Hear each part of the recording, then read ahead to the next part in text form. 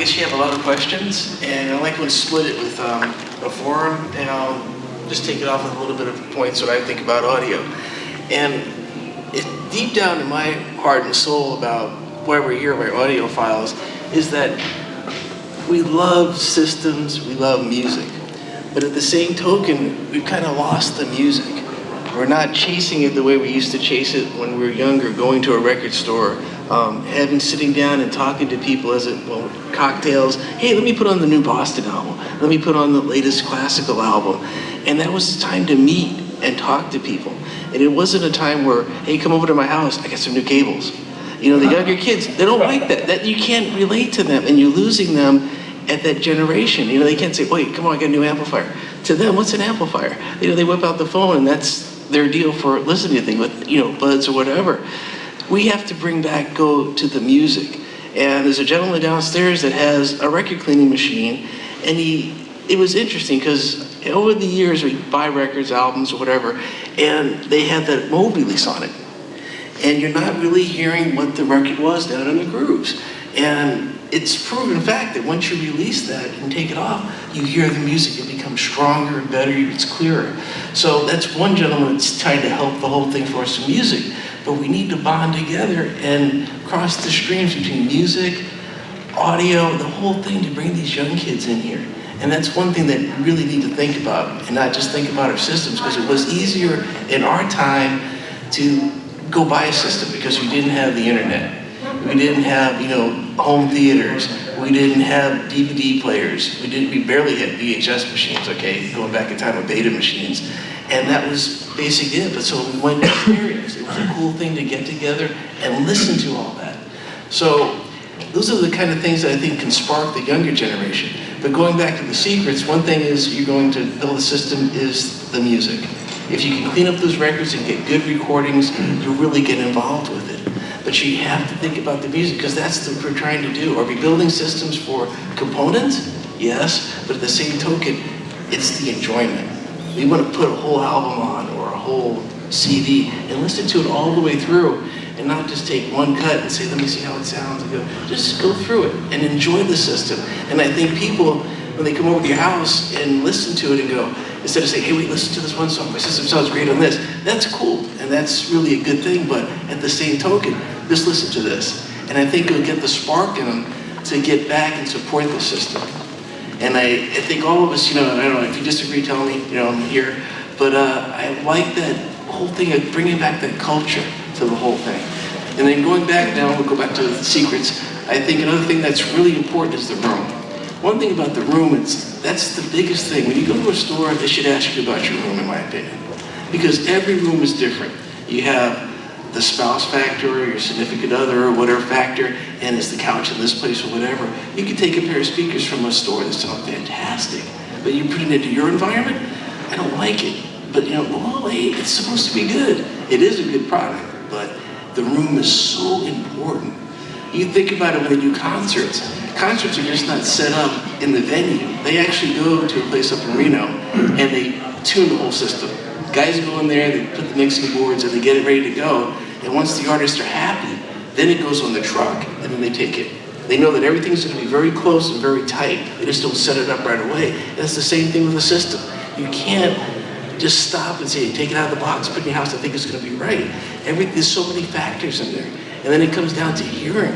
I have older clients, and I tell them flat out, they're in their 60s or 70s, and some people have hearing loss, and I go, well, you're down a little bit, okay, so what speaker do you want to go with? That speaker's not the greatest speaker for that. You might want to try a different speaker. And it's all a personal journey that we go through. Everybody has something different. Somebody likes rock, somebody likes classical, and no two systems should sound the same. And everybody should accept the fact that when you go over to somebody's house and say, hey, no, I didn't like this, that's your opinion, but at the same token, that person might like it. And it keeps it going, instead of thinking about, well, I need to buy this because it might make it better. Just don't think about that. Let's just do the music and enjoy these systems. Because a lot of kids today, going back to that, they get lost. They go, hey, Dad, do I have to do this? Do I have to listen to it? Bring it back in with the real. Say, hey, what do you think? What do you think about this? What's analog? What's tape?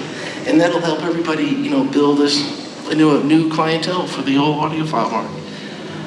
But But going back to it, it's the ear, in my opinion, and the room.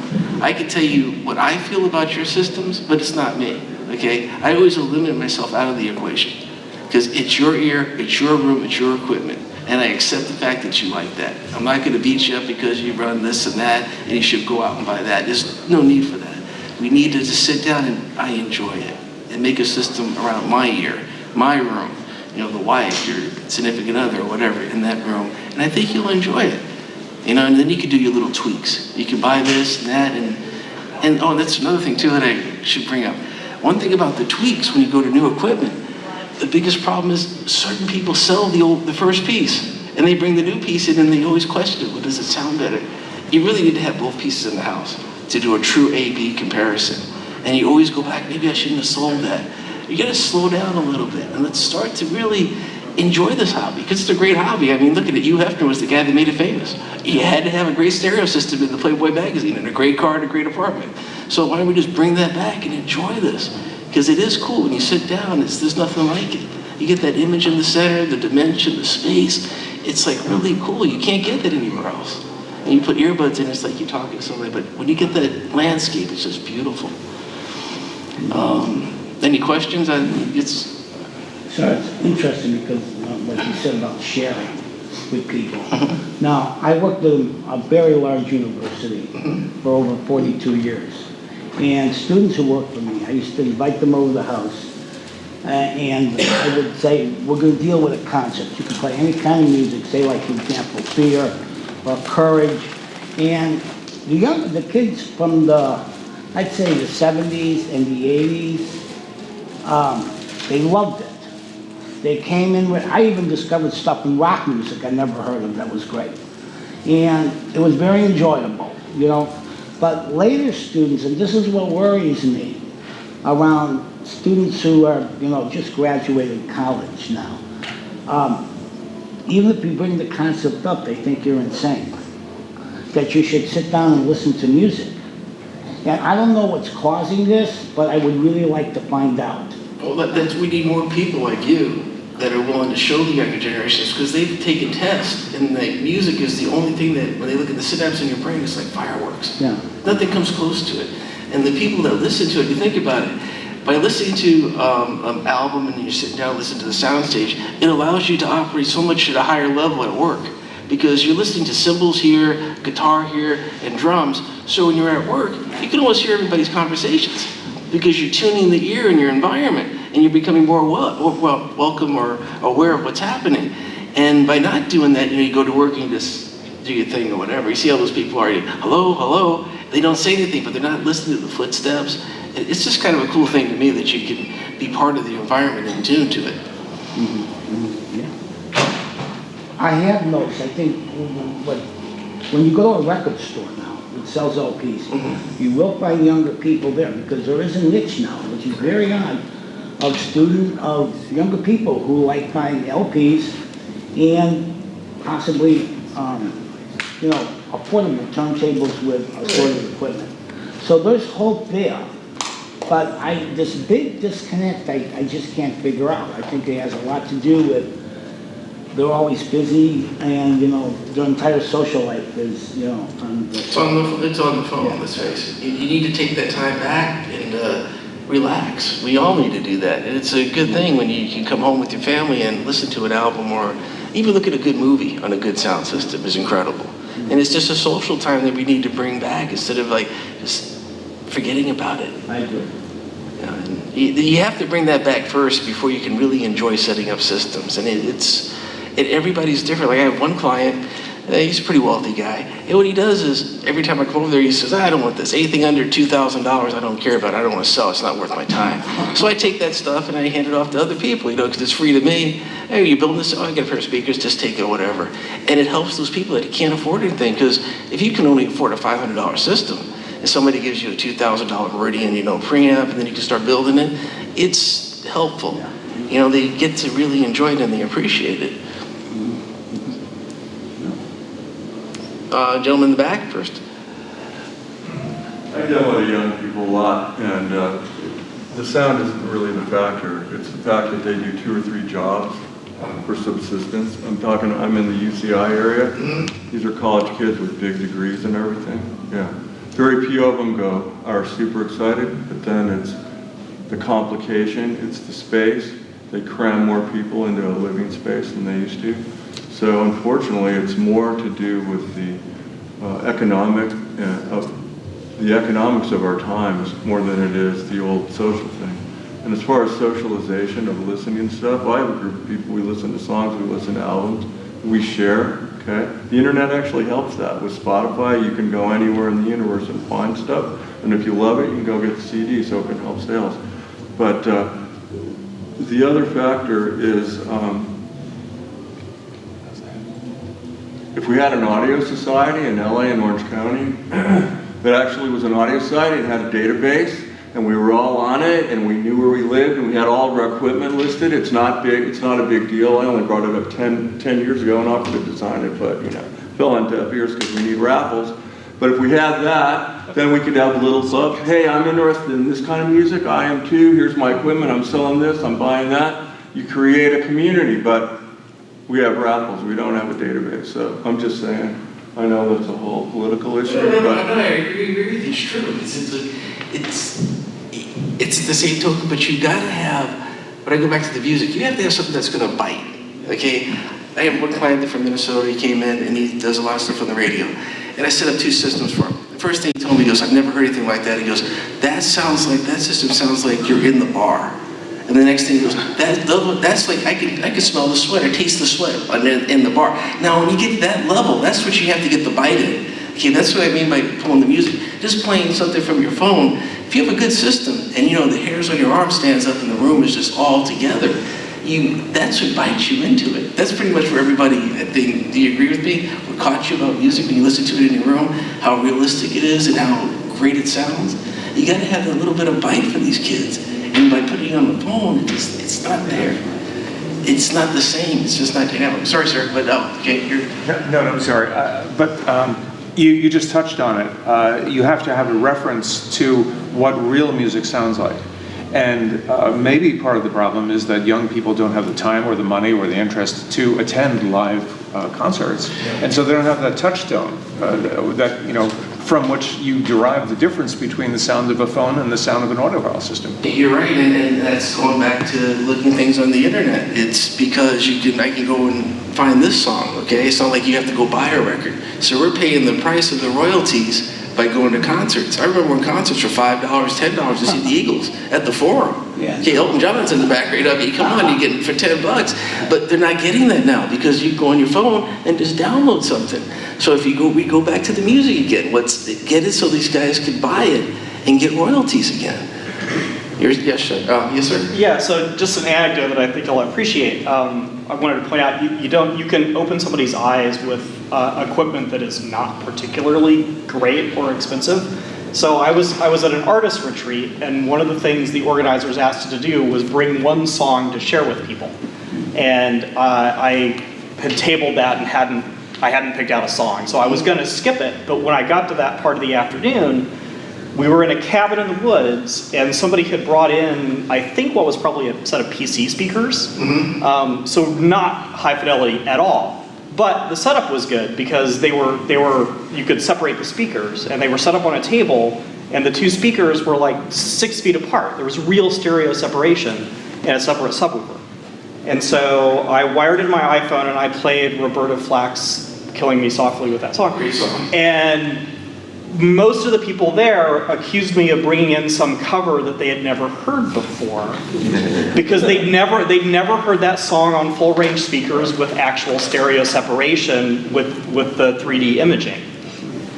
Super mediocre setup, but for people who've only heard songs in their cars or on earbuds, it was a totally different song for them. You're right. It goes back to that. I mean, you have to educate them at the same time.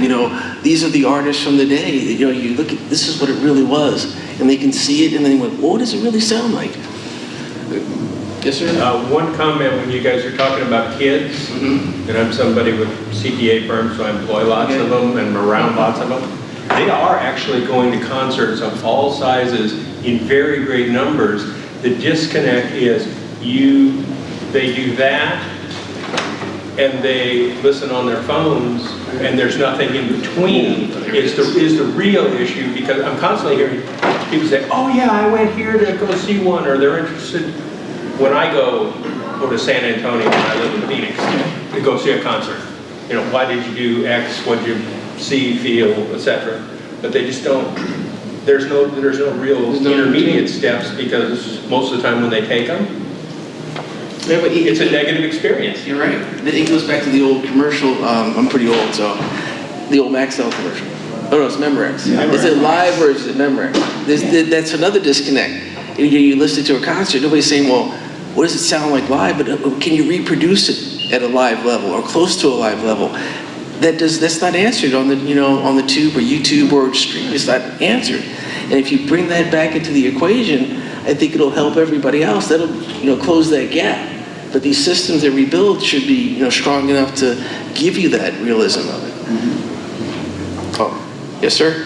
Just one footnote to this gentleman, the mention of the song "Killing Me Softly." The woman that wrote that song is performing here in this room tonight. Her name's Laura Lieberman. So yeah, she's the original composer of that. Just as a footnote. Thank you for that. Yes.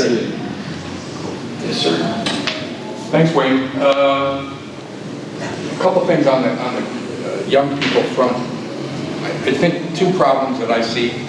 One is that the culture does not promote sitting still, and it seems like a simple thing, but I mentor college students, and it's difficult to get them to sit still for half an hour, 5 minutes to do anything, and so that's a problem when it comes to building an open air system as opposed to something that they can listen to on the go. And my question to you is, in putting a system together, my experience has been with people over 40 years that they start out, this is 90% of the time, they start out going for the quote-unquote most accurate system, and they end up getting kind of analytical, sometimes harsh when they make mistakes, systems, and they end up going in a quote-unquote more pleasant direction towards tubes and maybe British speaker designs and things like that. Can you address that kind of dichotomy between the kind of analytical system versus the more euphonic type of approach? Well, yes, and that's another problem with streaming. We're producing these systems that are so accurate, and you're going after, can I hear the drums right? Can I hear, is that really what we want? When you sit down and listen to music, you go to a concert, you're going, is the drum right? Or is that you're dancing? You're in a club, you're not analyzing that way. But when you build these super systems that are really detailed, you kind of strip the music of the beauty. And a lot of times you think about it, somebody will sit into a system and they'll walk out of there within 5-10 minutes. To me, a system should be so relaxing. Like you said, that when I build theater systems, my rank is 95 dB. If you're at 95 dB and you fall asleep, it's a perfect system. Because if you look at the natural sounds, and when a police car goes by, or a fire engine when you're sleeping, people sleep through earthquakes. But it's a natural sound, or vibration. And when you build systems around that, they're natural to the ear. You can stay in there when they're loud because it's right. But when you strip them and make them wrong in the harmonics and stuff like that, they're irritating. And that's why it's so many factors in there when you're building things. And I see where you're coming from too, because a lot of the music is stripped. It doesn't have any life to it. So now you're trying to get into the system to bring it back through tubes, through whatever, tweak or whatever piece of equipment that you read about that's beautiful in the mid-range. And that's hard to do. Because, But we have a question about analytical and the opposite. That's also a question about recording. Because there's a gentleman who's doing a lot of Blue Note jazz reissues. And he strives towards this analyticity. And when I listen to these recordings, and I put the original Blue Note record, the air is all sucked out. I mean, it's very analytical. You can do the drums, you can do the pick, but the air, the depth is not there. So that's not only the system, that's also recordings. Some recordings are actually prefer that. I don't. I find that horrendous, but some people like it. But yeah, at the rate we're going, by listening to stuff on our computers and our whatever, Well, our yeah. phones, you're gonna suck out the air. Yeah. Like, it's just gone. You're not gonna, you have to have a system to produce that air and space. Exactly. It is, and there's machines in recording that do it. And if you get a lazy engineer that's doing the deal over again, it's just too bad. Any other questions? Gentleman in the back? It seems that if people are becoming phone-based, then we need to concentrate on things that'll work with what they're already working with. So there's tons of Bluetooth speakers out there, and most of them are junk. But there are a few that are halfway decent. Something just enough to get the bite, to get them hooked, I should say. It's like, oh wow, that sounds a whole lot better than my earbuds, and then they can listen to it a little bit longer. And then that's the point when you can start adding things to it, because not all of them can afford to make the giant jump right away. So, you know, there's a few companies out there with sub-$1,000 decent Bluetooth speakers. And I think if we can all go find the ones that sound good, and other people can check on different models, and develop a group of a little, not a database, but a crib sheet of ones that sound good to try, and you want stuff that's this big or this big or this big. But working with what they already have instead of starting all over. Because if that's what they want and that's how they're doing it, then find something good that can be the beginnings of a decent system. I agree with you. Sir? I think another issue is, Okay, we'll take you to the back first and we'll move forward. sorry about that, accessibility and image, I think, is also a problem, where it's easy access to just get it online, regardless of quality, as long as they can get it, but also image, for example, the Beats headphones. Everybody has them, so everybody wants them, versus is it really good quality, is it really good sound?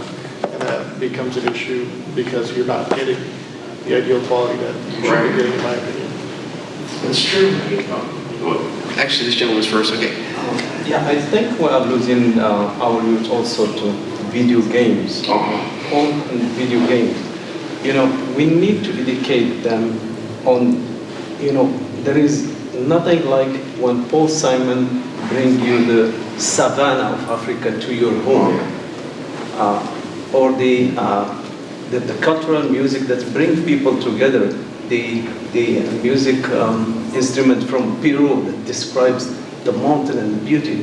So it's that disconnect. We need to educate our kids to what brings people together and what makes us a great society, away from that drugs and violence. I agree with you. You're on the right track. Oh, you're on the right track. We're getting it. It's just because you think about this. If we can educate the younger youth now, after 50, right? If everybody in the industry thinks about it, those are the guys that might be tech billionaires. And they'll be buying these $300,000, $400,000 systems. But at the rate we're going, at the 50 mark, that whole thing's gonna fall apart. You won't find people buying that stuff. I mean, it's the way it is. And there's a gentleman over here. If you're ever in Chicago, there's a place like that called the Green Mill. It's a jazz club. Okay. And on Thursday nights, they do big band music. And it's so enlightening to go there because you will see youth in their 20s and people in their 70s and 80s still dancing to big band music. And they recreate it just with the Chesterfield commercials in between songs. It's very, very cool. It's a very cool environment. I would highly recommend, if you're in Chicago, to go to the Green Mill. That's like the gentleman back there, he's not here now, but you're saying that we should have like a forum, like an audio society. Yeah, we should be strong like that and start something, but that should be on the forum. Where to go? Where to take your wife, your girlfriend to a Japanese whiskey bar or whatever, and enjoy it. Because that's a cool environment. You won't see that anymore. And if we don't support that kind of stuff, I don't care how we set up our systems. You know, as soon as we go, it's like, I have a friend, he's the vice president of JVC North America. He calls me, he goes, he collects everything from the Altex, the JBLs and all that. He goes, Wayne, I was at the store buying some JBLs, and these young kids opened up a van, and they were trucking in all these vintage JBL stuff. I go, yeah, their dad died. And he goes, that's going to be us, okay? They're going to call up Goodwill and just come pick it up, all right? Because the kids don't appreciate it. You got to pass it on. Yes, sir. So one critique that I want to level against the industry, I'm going to soapbox here for a second, so forgive me, but I think one of the problems that we have is that millennials have fairly fine-tuned BS detectors, and they know when they're being marketed at. Mm-hmm. And this is an industry and a hobby that is rife with snake oil. Oh, it is. And I hate to say it, but this show itself, there is a lot of BS here. And if you know anything about physics or math or acoustics, and you have people trying to sell you a box that's dipped in unicorn tears and, you know, it's buried in a Himalayan salt mine for 10 years and that somehow lines up the acoustic energy, it's like, I'm sorry, I work professionally in sound and you know, there is a lot of nonsense here. And if people focus their money on stuff that actually affected sound, it could improve things a lot. You're right, and that's the chases. And you get a system, and all of a sudden you're chasing this, chasing that. You know, you read an article, it's reviewed. It's like, okay, but it goes back to the room. How was it reviewed, and how was that room? Is that room the same as mine? And acoustics in the room is everything. And you got to ask these questions. So what size is it? You know, and what kind of cables and everything else. If you reproduce the room and the system, you'll have the same results. And that's very far, few between. Yes, sir. Is the cable manufacturer paying for buying ads in that publication? Yeah, you do. I mean, it's we won't go into the politics. Yeah, that's a whole other deal. We just keep it clean here. They'll probably kick me out, or break my arm, and break my legs, and I come back again. Yes, sir. The question each of us needs to ask ourselves: are we a talker or are we a doer? So I can tell you right now, the San Diego Organ Society plays 62 performances every Sunday afternoon at 2 o'clock. They've been doing it for 104 years. So if your kids have never heard live music, they can go to Balboa Park and they can hear a live, one of the largest organs, actually the largest outdoor organ in the world, and one of the largest organs in the state, period. So there's a way for them to hear live music. In addition to that, we do 36 concerts every summer on Thursday afternoons for 5th graders, because we know at about the age of 10 is a kind of a magical time for kids in terms of getting them excited about music. And so the artistic director brings them up on the stage, they let them crawl around inside the organ, they show them what the echo sounds like, which takes about a second and a half to get to the buildings in the back of the park and come back. And these are young kids and they like loud shit, and it's really fun to watch them get turned on by live music. In addition to those, the San Diego Opera gives away, they do a premiere performance for every show, and they give away all the tickets to the high schools. So again, there are groups out there who are basically introducing kids to live music on a regular basis. So if you're interested, you can join those organizations, you can donate money to them, you can go say, how can I help? Or you can also find ways for our organization to affiliate with them and say, how do we do some cool stuff together? So right now we're going to do a program with Art and Youth where we're basically going to ask a bunch of kids to draw paintings along the lines of pictures at an exhibition, and then we're going to play them that piece of music and let them see what that's like. And we're building a curriculum guide for the teachers, basically because we're trying to get art back into the schools. So we're combining art and music as another form of art together. So again, these are all people that are doing, and just FYI, most of the people in the organization and our board of trustees are in their 70s and 80s. And so these are people who basically said, I'm not giving up. I still got stuff to do. I got things to do. I'm retired and I got lots of time, and I'm going to invest it in kids and do fun things. So we should all ask ourselves the question as we walk out the door today, was this just a fun intellectual discussion and 2 days from now I'll remember 10% of it and I won't do anything? Or am I going to make a personal commitment and actually do something? And it doesn't even matter what it is. There's 50 people in here. If every one of us does something, I'm not going to judge what you do. Judge for yourself if it's worthwhile, but I think that's a great way to get started. You're right, and that was part of my vision when I met Amico of crossing the streams, and bringing Bob and Dana into it. they have a history of music. You know, they played in bands, they collected the artwork, and they have systems, and I'm into audio, being an audiophile myself.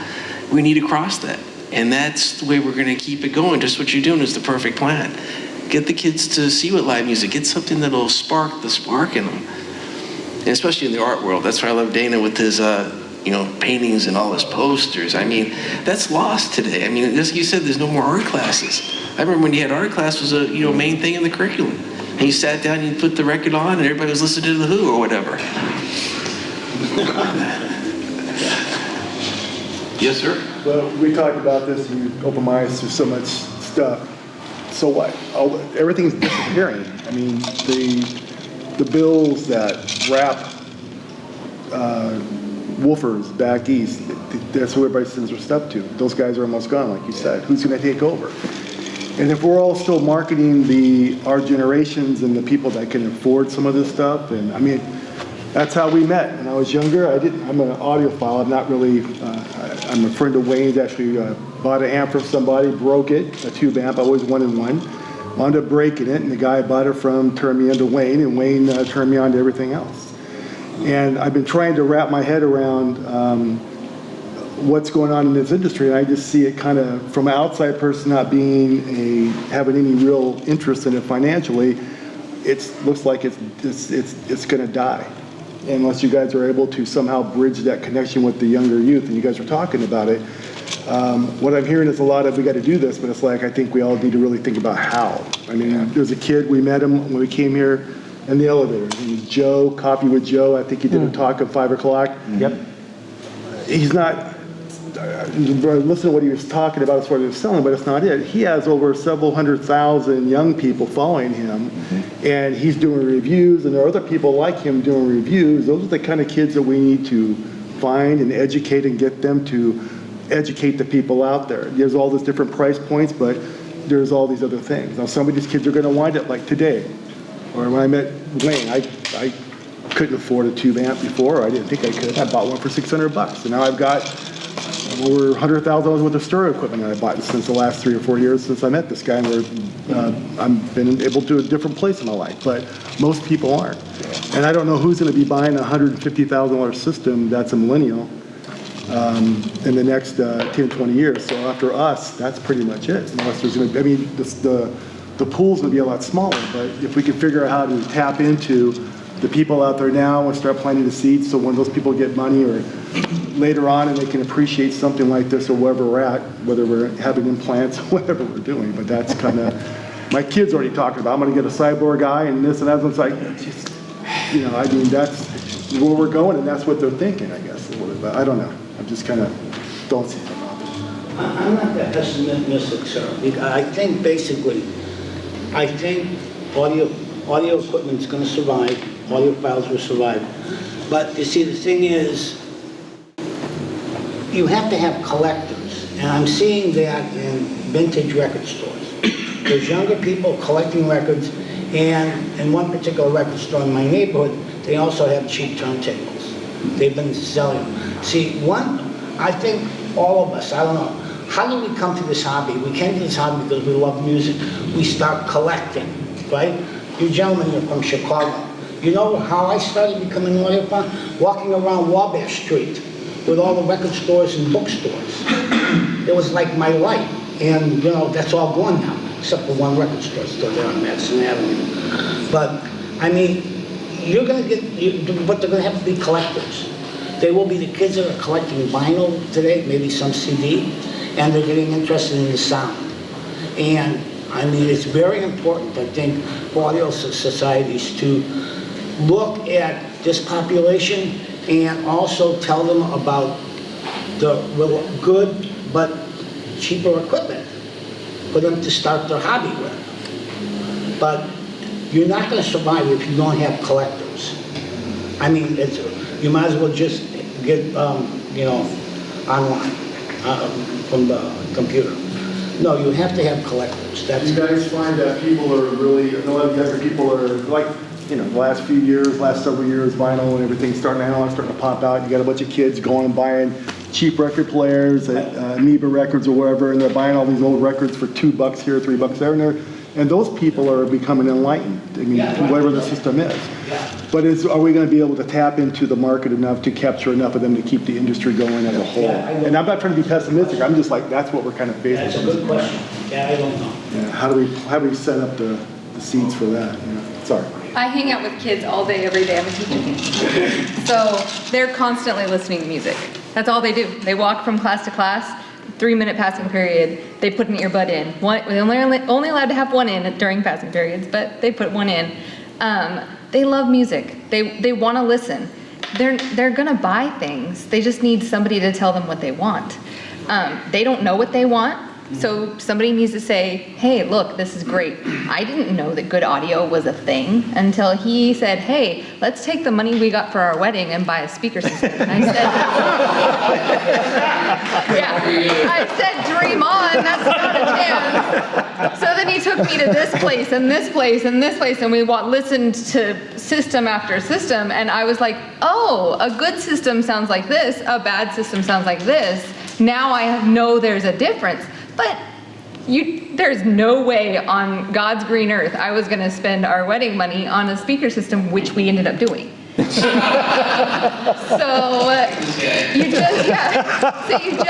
I mean, the kids love the stuff. That's what they're passionate about music.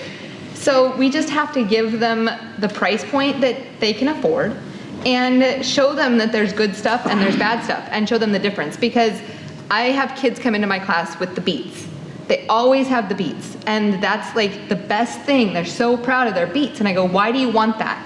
And they say, well, because they're the best. And I'm like, they're not, they really aren't the best. What makes them the best? Well, so-and-so has them. Oh, so-and-so has them. It's back to marketing. You're right, because you think about it, they have the one earbud. That's not the way to listen to music. So at the same token, it's like somebody comes and listens to a system. They're off to the right-hand corner, the left-hand corner of the room. Like, well, you be in the center. No, I can hear it. I go, you're missing it. And once they see that, I think it'll catch them just like that. But Beats is like that other company that starts with the B that we grew up with. Yes. But we won't even mention that guy. Anyway, yes, sir. I think the best analogy that I found to explain to people, like the passion for the sound of the music, is, you know, the little Ethiopian kid you see on TV that hasn't gotten fed in years. He's got the flies around him. You know, he's still smiling. Why is he still smiling? Because he doesn't know any better. You know, but if you adopt him by an American family for a year and then send him back, I'm sure he's not going to be smiling anymore, because now he knows what he's missing. And people are like, wait a minute, okay, that makes a lot more sense to me. But that's the thing, if they don't know what they're missing, they're never going to appreciate it. You're right. Yes, sir. It's kind of confusing. How do you get started? Like, say you're trying to get into, you know what you enjoy, but like, where do you start putting a system together? What do you start with? I know. Okay. Well, the way I do it, I sit down with the client and go to the house. Right. And usually, husband, wife, or whatever, we talk about it. Which room is it going to go into? And then I sit down, what's your budget? And I don't laugh, you know, so people tell me $500,000, something like that, you know, to get the hobby going, I'll do something like that, because I have a passion for it. And you decide, do they want to go analog, do they want to go CD, do they want to do this or whatever, and you set with that budget. And if the budget is really small, let's face it, it's going to take you maybe a year to get it, because you're going to have to find that smoking deal on Craigslist and the smoking deal on eBay, or somebody's giving something away.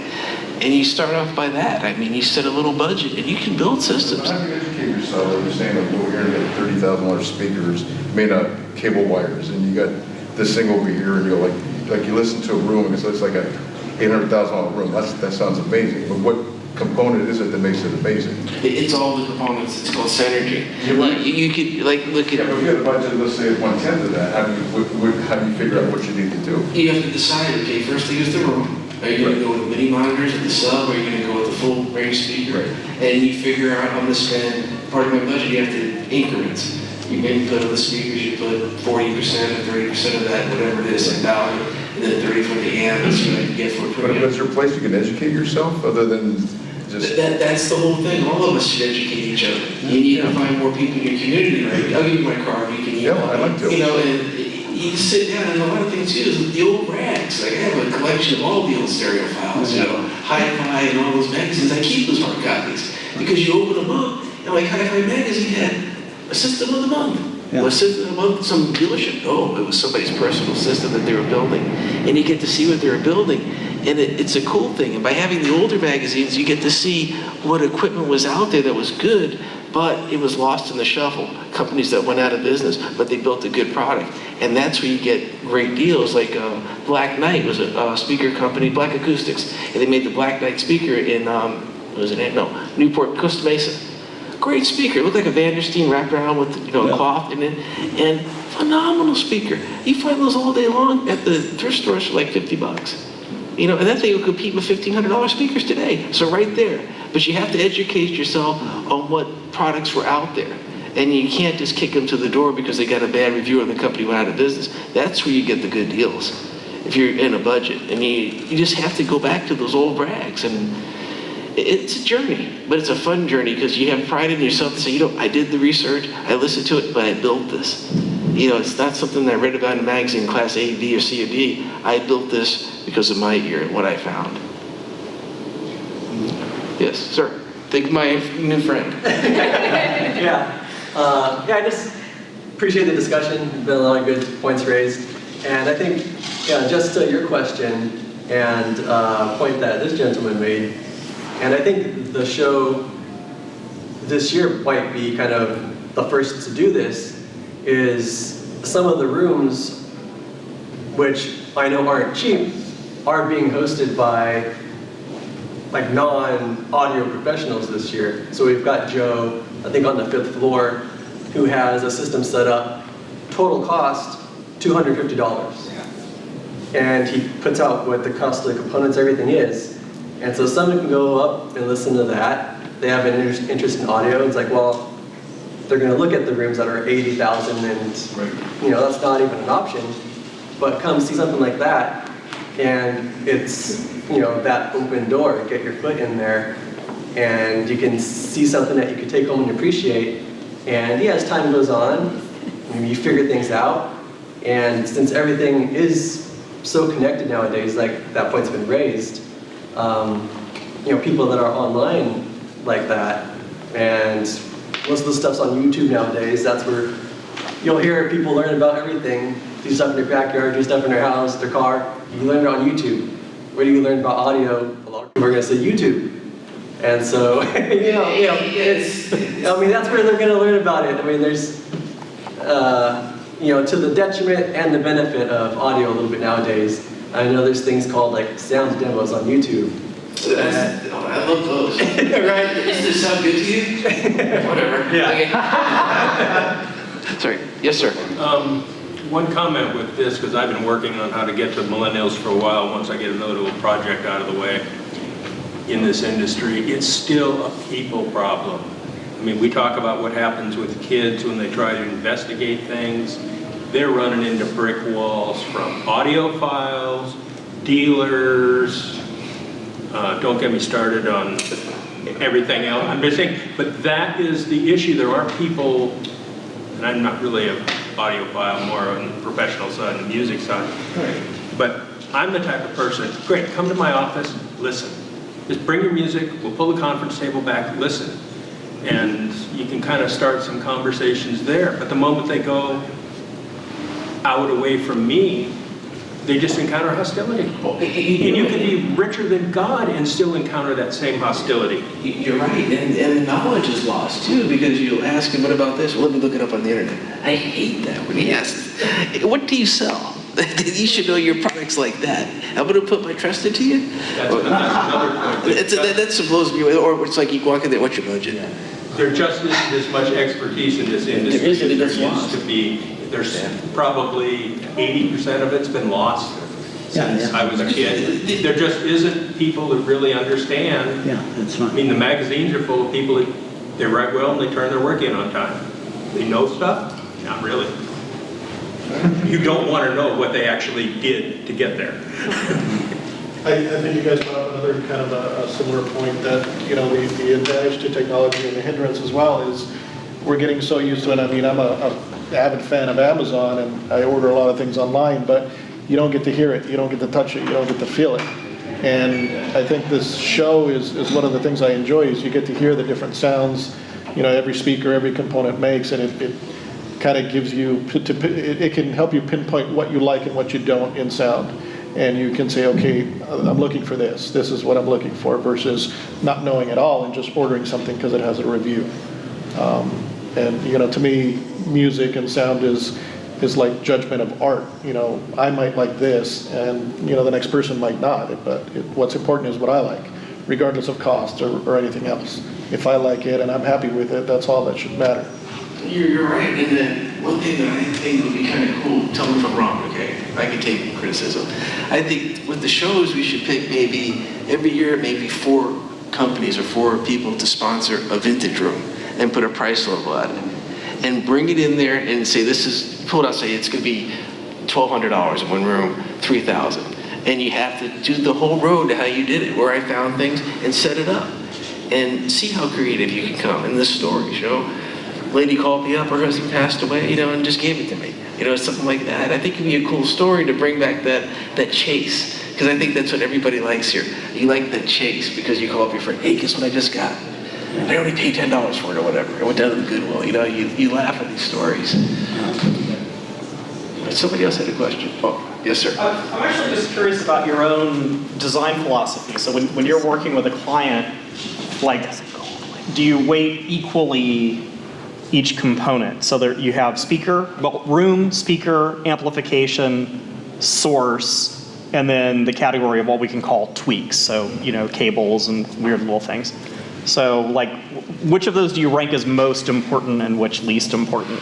It's hard because everything is so synergetic that, you put it together and you have to be so open and thinking. It's almost like when they talk to me, I go, in my mind, I'm trying to build a system. I'm visualizing, okay, what's out there, that's going to be so X amount of dollars. But first, I like to sit them down I'll bring them to the house, and I have stats, planers, everything ever made, okay? And you sit them down, this is a tube amp with this, and then the chase goes. Then you go to the house, and then you figure out what's going to work with it. And you pretty much have an idea, and you know where your money's going to go. But that's a hard one, because every individual, it's different. Because it might be that they don't like a big speaker, they want something that's small. So then you kind of build it around. But the speakers, to me, are the cornerstone, because most of the time people want it to fit in the environment. And even though you feel it could be a bigger speaker because it's a bigger room, leaves the client. You have to be lenient that way and go for it. But I agree with you, it's just not one thing. If it was one thing, it'd be an easy thing. I could read a book, everybody could read a book and have a great system. Just like that. I want to add something to it. Sorry, I just want to say, it's related. When Wayne's been my guru, he kind of set us up. One of the things that he didn't just say, maybe he did, but it's one of the key factors is how we listen to our music, what do we like to listen to, and he builds it around that too. If you like a certain thing, well, if you get something old, you find something on Craigslist, and maybe he needs to rebuild it for you, he might put in different types of caps or different types of resistors or things to change the quality of sounds or the way you like to listen to stuff, kind of thing. So it's another level of depth that he goes into that other people may or may not get into as well. Sorry to interrupt. No, cool, thank you. Yeah. Appreciate it. So we spend all our life, or most of our life, accumulating, and then something magic happens at about age 65-ish. We start giving shit away because we're like, well, there's way too much stuff in my house.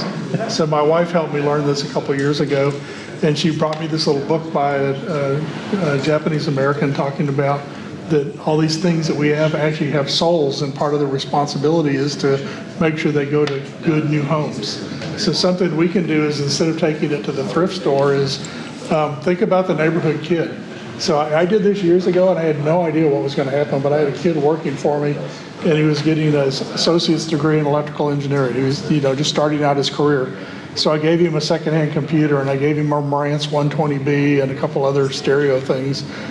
We're still friends to this day, and that's been 35 years. But that was such a huge gift for him, and it meant so little to me. I couldn't wait to get rid of it because I had more stuff to buy. And so, again, it's something that we can all do, is instead of just putting it in the junk heap or sending it to the landfill where it gets ground up, is think about who's up and down your neighborhood street. And their parents may hate you, but give them the amplifier, give them the preamplifier, give them the turntable, and get them turned on. And what a great way to get them started. So, yes, sir. Thanks, Wayne, again. Going back to millennials, I tutor a junior at a top school, and he's an influencer, and he's part of a fraternity. And I convinced his dad to install a big system in their house. And I've gotten him involved in the audiophile hobby. And more, he's getting more into it. But I went up and visited him some time ago when I went out to dinner with 12 of his buddies and him, and we started talking about music and reproduction, etc. And at one point, we paused, and he made kind of an announcement, you know, guys, when you graduate, now granted, all these guys have wealthy parents, so the money was not the issue.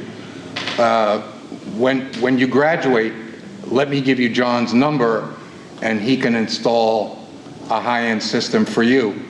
And just because those words were coming from this influential millennial, he's a very charming guy, and you know, he's a persuader. They all bought into the idea. They said, "Oh, really? You know, if you're doing it, we're doing it." And so, you know, there you go. And so next year, you know, I'll have 12 big systems to install, just because I got to an influencer who was convinced. You know, he doesn't listen anymore on headphones. He goes home. He's got a nice system at his home. He's got a nice system at college, and he's got these guys who turn on his. You know, he influences his friends because of the charisma he has, if you will. He's and an so, audio Kardashian. You know, kind of, in a way, he is. And that's the way to get to him. You have to get to the person who has the other millennials' ears. You know, the social currency of it is gone the way it was. We talked about Hefner and Playboy, and that being part of the, you know, what is it to be a man in society? And Hugh told us what it was, you know, and we bought into that. There's no mouthpiece for that anymore. So we have to imbue the hobby with social currency again. And you know, that's how you have to do it with millennials. And you can do it online to some degree, but you have to meet them in person and just say, look, give this a try. You know, enjoy the aesthetic of learning about it, and then pass it on to your friends. And you know, that's the way it was. Yeah. Yes. Listening is very subjective, but I would like your objective opinion about analog versus digital sounds, like streaming versus the analog source. Are we in a period where great source of digital is as equal, if not better than analog? The truth? Okay. Here's the way it works. The truth. When something's recorded, there's usually 3 engineers, and they'll take the best cut. That's it. After the master, it's dished off to a company that's going to do vinyl, another one's going to do streaming, and another one that's going to do CD or digital. They have no control over that. That's the problem. There's a break in the reproduction. And when you get that break, you don't know what you're going to get. You can have the most beautiful recording from the vault, but when it was remixed and streaming or whatever was made for that, you know, they compress it so it fits into the phone, it fits into the CD, because CDs in reality, they only can, uncompressed song and CD can only take from 7 to 9 songs. And we're buying these things that have 24, 25, and 30. So tell me how much compression they did to get those songs in there. You're losing all that air. And that question, we'll never control that until they make some type of standard to whoever's getting the masters. Because the engineers are great, as long as they make a great recording, but when it's processed into whatever it's going to go down the road, they'll never be equal. Thank you. Mm-hmm. And you can't have digital just as good as analog in reality if you had the whole chain, but it's lost. Yeah, you get those, because you remember when analog was around, you had the 4-track, which is real lazy recording. So the guy shut everything on the right side, and all of a sudden the guy came with the voice on the left, or whatever. And then you had the 8 tracks, was great. Now you get multi-tracks. So it's a whole other thing. Any other questions?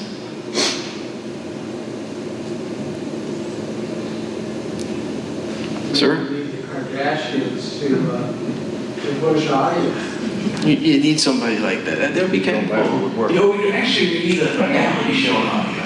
You got a reality show with the account making cars. You got people making cakes. You got, but nobody has an audio show. Don't they do music? You know, that would be a great show. give free admission to anybody under 30 at the show. There you go. Got no reason not to show up. That's true. And then if they do that thing with the affordable system, give it away to some young kids. You have to show your ID. If you're under 30, whoever wins it in the raffle gets it for free. Get a little bite in there. So there's a lot of suggestions, but I mean, I'm here. You may email, whatever, you have any questions, I'm willing to help, but I'm not opinionated. I mean, everybody has an opinion in this hobby, and I don't beat up anybody. Sir? How, I've heard some things this weekend, and I want to, I heard somebody make a comment that the music industry, the musicians, everybody are dependent upon this group of people. I don't know how dependent they are on all of us with high-end audio and this and that, but, or are they just, I mean, do they give a shit if anybody's listening to something really nice at home on a high-end system, or do they just, don't care if it's a $1 track on a thing? I mean, it's lost. I mean, because they're upset because you stream. They're losing the royalties on it. So, it's out of their control. You have to get people that really control their music, like Joe Bonamassa. He controls everything all the way through the chain. But there's no, so there's no incentive for them really to get on the fight and get people to be educated. There was, Neil Young did that with his deal, but that fell apart. But in reality, the music industry fell asleep at the wheel when the internet came. And they lost it all. And then we're suffering from it because they didn't make a standard to make the royalties back to these groups. So now they have to deal with the old recordings from the vault to make their money back. And then they go to the concert, you're paying $1,000 for a ticket. I mean, I don't know how wealthy everybody is, but $1,000 is a lot to take your family. You have 5, that's $5,000. I mean, that's unheard of in reality. This gentleman's had a question for a while. Go ahead. You go ahead. The thing is I sometimes deal with artists. What happens in the audiophile world cannot possibly generate enough revenue for anybody to care. There just aren't enough people that do that. And plus, with the way streaming and other activities are, you make your money on concerts. That's it. And selling T-shirts and stuff like that. That's where the money is. That's where the focus is going to be. And these people want to put on a good concert that's different, like the Grateful Dead model, so everything's unique, so that you will go back and see them again, because that's the way they make money. That's it, you're right. That's how they make their money. So this new music that all these millennials, the young generation listen to on their headphones and all that, the quality and the fidelity of the music is not there, and they don't, a headphone will deliver the quality of what they want to listen to, and they're happy with what plays inside between the ear, right there. And so once we build it, I mean, I'm one of the youngest here. I mean, I guess. Go ahead. When I build something, I just build it up and I try to just learn. I keep going back to the old, record players and old records and all. I get music from the old music, whatever I can get my hands on, and I enjoy that. And then when I play any new music on it, it's not there. It's not recorded the way it's supposed to. It's not. It's just built for a pair of beats. Just put it on and go.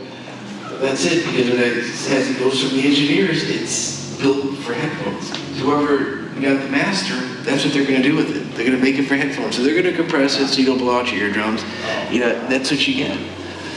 Yes, sir. There's an analogy to that. I remember growing up in the mid-70s, they said a lot of the pop music was mixed down to a 5-inch CTX speaker, because that's how people were listening to it on a transistor radio. Yeah. So they had to mix down for that. Yeah, if you look at digital, it's like really in reality, 24 bit is pretty much all you can really get. Once you go to 48, there's not many speakers in the world that can handle that full uncompressed sound. They don't have a speaker that can handle that really. So it really is a little compressed because of the amount of noise they inject into the bits to make sound. It's a whole nother ball game. It's not like analog. Analog is analog. It is what it is. Yes, sir. To comment what he said, what you were saying about the quality of things, you can make really good iTunes stuff. The guy that was the editor of Stereophile magazine, John Atkinson, made a classical recording that went to #1. I tested it with some people that were PSU grads who liked the chamber, They like the iTunes version better than the high-res version, CD version, or the other one. It's all in the mastering and stuff like that. It's what choices get made on the front end. Because, like I said, I can make a great iTunes thing, but it takes a lot of care. And most people don't do it, because there's no money in it. It's true, I agree with you 100%. It's just that there's too much gap in there from the masters. Yeah. If there was a standard where they had to live up to it, it'd be great, but there's not. And it's always like, this recording, it goes back to the masters. If it was a bad recording, it's a bad recording. The guy was lazy, who knows? And then you think about recording, it's such an art, because you can get people like, let's say the Doors, okay? If you had an engineer that all he liked to do is like drink beer, okay? He wouldn't be a good engineer for the Doors. Because those guys like to get high, okay? They like to do acid the whole 9 yards, and it doesn't mix. So then you get a bad recording there. There's so much, synergy in just that, if you really get into it. Any other questions? Thank you. Thank you.